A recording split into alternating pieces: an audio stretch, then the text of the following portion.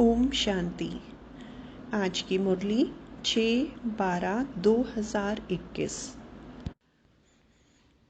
बाप दादा के महावाक्य हैं, मीठे बच्चे, दान में दी हुई चीज़ कभी भी वापस नहीं लेना। वापस लेंगे तो आशीर्वाद के बदले श्राप मिल जाएगा। प्रश्न: कौन सा निश्चय पक्का हो जाए तो किसी भी विरोध का सामना कर सकते हैं? उत्तर: अगर निश्चय हो जाए कि हमको भगवान मिला है, उसे याद कर हमें विकर्म विनाश करने हैं, विश्व की बादशाही लेनी है, तो सब ऑपोजिशन खत्म हो जाएं, सामना करने की शक्ति आ जाएगी। निश्चय की कमी है तो मूंझ जाते हैं, फिर ज्ञान को छोड़ भक्ति में लग जाते हैं। गीत: तुम्हें पाके हमने जहान पा लिया। ओम शांति। यह गीत कौन सुनाते हैं? बच्चे सुनाते हैं, वही अर्थ को भी समझाते हैं। प्रजा भी जो सुनती है वह भी विश्व का मालिक बनती है। जैसे भारतवासी सब कहते हैं हमारा भारत, वैसे वहाँ भी यथा राजा रानी तथा प्रजा सब कहते हैं विश्व के मालिक हैं। जैसे यूरोप वासी आए तो वह भी कहते थे हम हिंदुस्तान के मालिक हैं। उस समय फिर हिंदुस्तानी नहीं कहेंगे कि हम हिंदुस्तान के मालिक हैं, वह गुलाम थे। राजाई सारी उन्हों के हाथ में थी। फिर हमारा राज्य भाग्य रावण ने छीना। अभी हमको अपना राज्य चाहिए, ये पराया राज्य है। गाया भी जाता है, दूर देश के रहने वाले, अब तुम अपना राज्य ले रहे हो।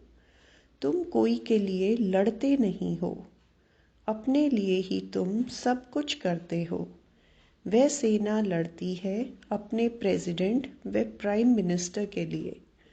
बड़े आदमी तो वह बनते हैं ना, उनको नशा अच्छा रहता है, फिर भी अभी कहते हैं ना भारत हमारा है। परंतु भारतवासियों को यह पता नहीं है कि यह कोई हमारा राज्य नहीं है, यह रावण का राज्य है जिसमें हम रह रहे हैं। राम राज्य में ऐसे नहीं कहेंगे कि यह पराया है। अभी भारत पर रावण का पूरा राज्य है।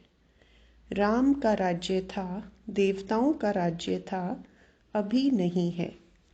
तुम जानते हो 5000 वर्ष के बाद हम राज्य ले रहे हैं। किससे? परमात्मा बाप से। राम अक्षर कहने से लोग मूंझते हैं, इसलिए बेहद का बाप कहना ठीक है। बाप अक्षर बहुत मीठा है, बाप ही वर्षा याद दिलाते हैं। एक बाप के सिवाय और सब कुछ भूल जाना है। हम आत्माएं बाप से वर्षा ले रही हैं। बाप आकर तुमको आत्म अभिमानी बनाते हैं। हम आत्मा हैं। आत्मा कितनी छोटी महीन है, उसमें 84 जन्मों का पाठ भरा हुआ है। यह मोटी बुद्धि वाले मनुष्य नहीं जानते हैं, न समझा सकते हैं। बाबा से वर्षा ले रहे हैं, कितना सहज है, परंतु माया भुला देती है, इसलिए बच्चों को मेहनत करनी पड़ती है। इसमें कोई हथियार बारूद की बात नहीं, ना कोई ड्रिल आदि सीखनी है, ना कोई शास्त्र आदि उठाना है। सिर्फ बाबा को याद करना है। बाप जो सुनाते हैं वह धारण करना है। हम अपना राज्य भाग्य ले रहे हैं। जैसे नाटक में एक्टर पार्ट बजाकर फिर कपड़े बदली कर अपने घर जाते हैं, वैसे तुम्हारी बुद्धि में भी है कि अब नाटक पूरा होने वाला है। अब अशरीरी बनकर घर जाना है। हम हर 5000 वर्ष के बाद पाठ बजाते हैं। आधा कल्प राज्य करते, आधा कल्प गुलाम बन जाते। बच्चों को कोई जास्ती तकलीफ नहीं देते हैं। बुद्धि में सिर्फ याद रहनी चाहिए। पुरुषार्थ कर जितना हो सके यह भूलना नहीं चाहिए। अब नाटक पूरा होता है, बाकी थोड़ा समय है, हमको जाना है। ऐसे ऐसे अपने साथ बातें करते करते तुम पावन बन वापस चले जाएंगे। हर एक बच्चा जान सकता है कि मैं बाबा को कितना याद करता हूँ, चाहे कोई चार्ट लिखे या न लिखे, परंतु बुद्धि में तो रहता है ना। तो सारे दिन में हमने क्या क्या किया। जैसे व्यापारी लोग अपनी मुरादी संभालते हैं रात्रि को, यह भी व्यापार है। रात्रि को सोने के समय जांच करते हैं सारे दिन में बाप को कितना याद किया, कितनों को बाप का परिचय दिया। जो होशियार होते हैं उनका धंधा अच्छा चलता है। बुद्धू होगा तो धंधा भी ऐसे ही चलेगा। यह तो अपनी कमाई करनी है। बाप सिर्फ कहते हैं मुझे याद करो, चक्र को याद करो तो चक्रवर्ती राजा बनेंगे।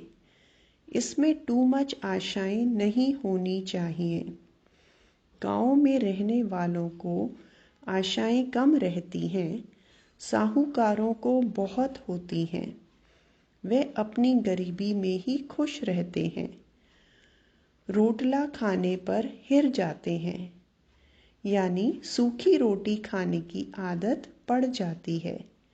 साहूकारों में इच्छाएं बहुत होती हैं, माँ बाप को ही तंग कर देते हैं। बाबा अनुभवी है, गरीबों पर रहम भी आता है। गरीब देखेंगे इतना बड़ा आदमी ज्ञान सुनता है तो हम भी सुने। चित्र तो बाबा ने बहुत बनवाए हैं। कोई कहते हैं हमको सर्विस चाहिए। बाबा कहते हैं पहले तुम होशियार बनो, फिर सर्विस पर जाओ, क्योंकि आजकल भक्ति का भी जोर है। एक तरफ समझाओ, दूसरे तरफ गुरुओं की चक्री चलती है। वे डरा देते हैं, तुम अगर भक्ति नहीं करेंगे तो तुमको फल कैसे मिलेगा। भक्ति से तो भगवान मिलता है। जब तक इस ज्ञान में पक्का हो जाए, पूरा निश्चय हो जाए कि हमको भगवान मिला है, वे हमको कहते हैं कि मुझे याद करो तो विक्रम विनाश हो जाए। जब यह पक्का निश्चय जम जाए तब ही किससे सामना कर सके। तुम्हारे से ही ऑपोजिशन है। तुम एक बात कहते, वे दूसरी बात कहते। दुनिया में बहुत मठ पंथ है जहाँ मनुष्य जाकर कुछ ना कुछ सुनकर आते हैं। गीता का भी भिन्न भिन्न अर्थ सुनाते हैं तो मनुष्य फंस पड़ते हैं। सन्यासी कभी गृहस्थियों को नहीं कहेंगे कि विकार में नहीं जाओ। अगर वे कहें भी कि निर्विकारी बनो, फिर क्या होगा। एम ऑब्जेक्ट तो कुछ है नहीं। उल्टा रास्ता बताने वाले दुनिया में बहुत हैं, सच्चा रास्ता बताने वाले हैं थोड़े। उन पर भी माया का बहुत वार होता है। दिल कहेगी कि पवित्र बने, परंतु माया बुद्धि को फिराती रहेगी, बहुत खराब ख्यालात लाती रहेगी। माया की लड़ाई है बहुत। चलते चलते तूफान बहुत आते हैं। अगर कोई भी विकार का भूत अंदर होगा तो दिल को खाता रहेगा। कोई को कहेगा क्रोध का दान दो और खुद क्रोध करते रहेंगे तो लोग कहेंगे तुम खुद क्रोध करते रहते हो, फिर हमको कैसे कहते हो। तो क्रोध को भी छोड़ना ही पड़े। क्रोध कोई छिपाकर तो नहीं किया जाता है। क्रोध में तो आवाज़ बहुत होता है। आपस में लड़ते हैं, एक दो को गाली देते हैं। बाबा देखते हैं क्रोध का भूत निकलता ही नहीं है। कोई कोई यहाँ सम्मुख बाबा के होते भी क्रोध कर लेते हैं। बहुतों में क्रोध का भूत आ जाता है। यह बहुत खराब है, तंग करते हैं। बाबा तो फिर प्यार से समझाते हैं, अगर नाम बदनाम करेंगे तो फिर पद भी भ्रष्ट कर देंगे। यह तो समझाना चाहिए कि तुमने 5 विकार बाबा को दान दिए हैं तो फिर वापस क्यों लेते हो। अगर फिर क्रोध कर लिया तो ग्रहण छूटेगा नहीं, वह फिर वृद्धि को पाता है। बाप की आशीर्वाद के बदले श्राप मिल जाता है, क्योंकि बाप के साथ धर्मराज भी है। यह भी ड्रामा में नूंद है। क्रोध करना यह भी पाप है। जिनमें 5 विकार हैं उनको पाप आत्मा कहा जाता है। सतयुग में है सब पुण्य आत्मा, वहाँ कोई पाप नहीं करते। अभी जन्म जन्मांतर के पापों का बोझा सिर पर बहुत है। पहले योग बल से कट करना है। माया बड़ी खराब है। लोभ बहुतों में है। कपड़े का, जूते का, पाई पैसे की बात का लोभ है तो झूठ बोलते रहते हैं। यह सब लोभ की निशानियां हैं। यहाँ तो सब कुछ मिलता है, बाहर में तो घर घर में खिटखिट लगी हुई है। संग भी बहुत खराब है। पति ब्राह्मण तो स्त्री शूद्र, स्त्री ब्राह्मणी तो पति शूद्र। घर में ही हंस और बगुले बहुत खिटपिट रहती है। अपने को शांत रखने की युक्ति रखनी होती है। घर बार छोड़ना भी बाबा अलाउ नहीं करते। ऐसे बहुत आश्रम हैं जहाँ बाल बच्चों सहित जाकर रहते हैं। फिर खिटपिट तो सब जगह होती होगी। शांति कहाँ भी नहीं है। सच्ची सच्ची शांति, सुख, पवित्रता 21 जन्मों के लिए तुम बच्चों को अब मिल रही है। ऐसी मत और कोई दे न सके। बाबा कहते हैं, मैं कितना दूर देश से आता हूँ सर्विस करने। तुमको भी सर्विस करनी है। प्रदर्शनी मेले में बहुत नहीं समझ सकते। भल गवर्नर ओपनिंग करते हैं, परंतु यह थोड़े ही बुद्धि में आता है कि इन्हों को परमात्मा पढ़ाते हैं ब्रह्मा द्वारा, जिससे विश्व का वर्षा मिलता है। सिर्फ कहते हैं अच्छा है। माताएं अच्छा कर्तव्य कर रही हैं, श्रेष्ठाचारी बना रही हैं। भल यह भी लिखते हैं कि मैं मानता हूँ कि गीता भगवान ने गाई है। लिख दिया, परंतु बुद्धि में थोड़े ही बैठता है, न पुरुषार्थ चलता है समझने का। तुम्हारी बुद्धि में है कि शिव बाबा ब्रह्मा द्वारा कहते हैं कि मुझे याद करो तो तुम यह लक्ष्मी नारायण बनेंगे। यह पैगाम सबको सुनाना है। तुम पैगंबर के बच्चे हो और जो भी आते हैं वह धर्म स्थापक हैं। तुम सबको यह मैसेज सुनाओ कि बाबा स्वर्ग नई दुनिया की स्थापना कर रहे हैं। बाबा कहते हैं, अगर तुम मुझे याद करेंगे और पवित्र रहेंगे तो तुम भी स्वर्ग के मालिक बन जाएंगे। घड़ी घड़ी यह ख्यालात चलने चाहिए। कच्ची अवस्था होने के कारण धंधे धोरी में जाते हैं तो सब कुछ भूल जाते हैं। फिर जो कुछ महावाक्य सुनते हैं वह भी व्यर्थ नहीं जाते हैं। एक एक रतन कम नहीं है। एक रतन भी स्वर्ग का मालिक बना सकता है। गाते भी हैं, भारत हमारा बहुत ऊंच देश है। तुम जानते हो, हमारा भारत जो स्वर्ग था वह अब नर्क बना है। अब फिर बाबा कहते हैं, माम एकम याद करो तो विक्रम विनाश होंगे। प्रजा तो ढेर बनती जाती है, वृद्धि भी होती रहती है, सेंटर्स खुलते ही रहते हैं। बाप भी कहते हैं, गांव में जाकर सर्विस करो।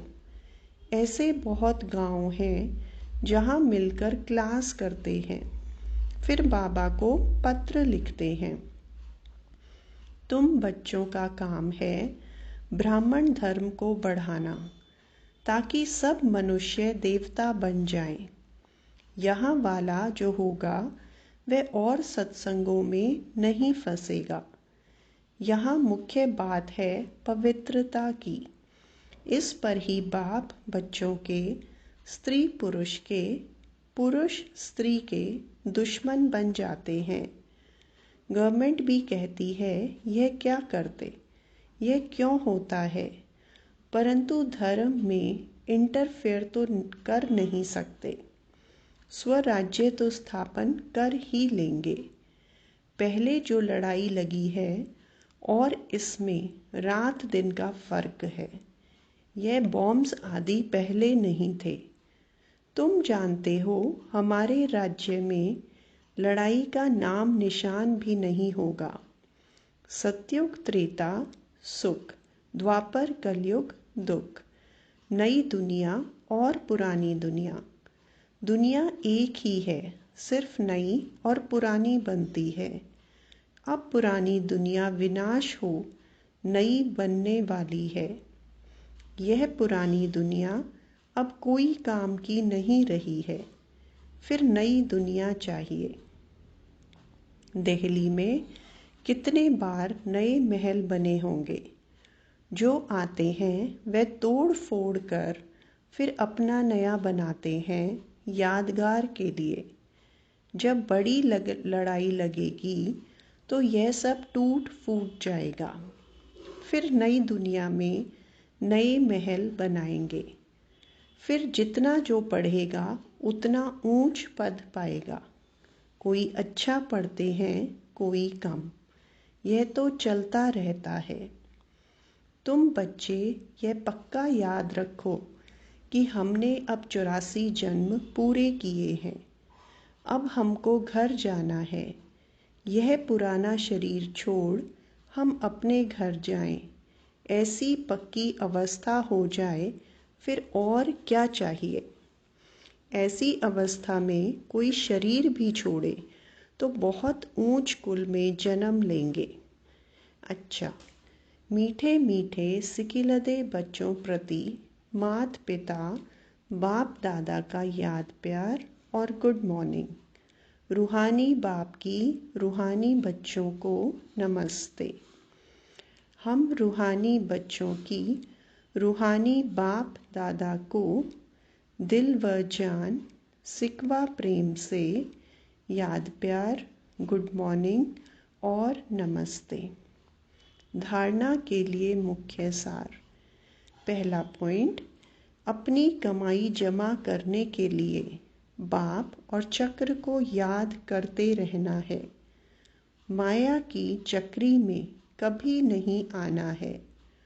टू मच आशाएं नहीं रखनी है। दूसरी पॉइंट, मनुष्यों को देवता बनाने के लिए अपने ब्राह्मण धर्म को बढ़ाना है। गांव-गांव में जाकर सेवा करनी है। आज का वरदान, बार बार हार खाने के बजाय बलिहार जाने वाले मास्टर सर्वशक्तिमान विजयी भव।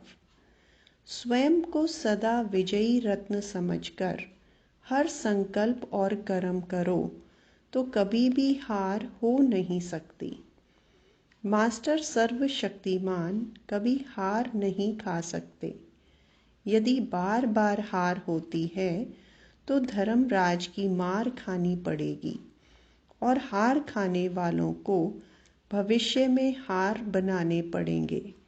द्वापर से अनेक मूर्तियों को हार पहनाने पड़ेंगे, इसलिए हार खाने के बजाय बलिहार हो जाओ।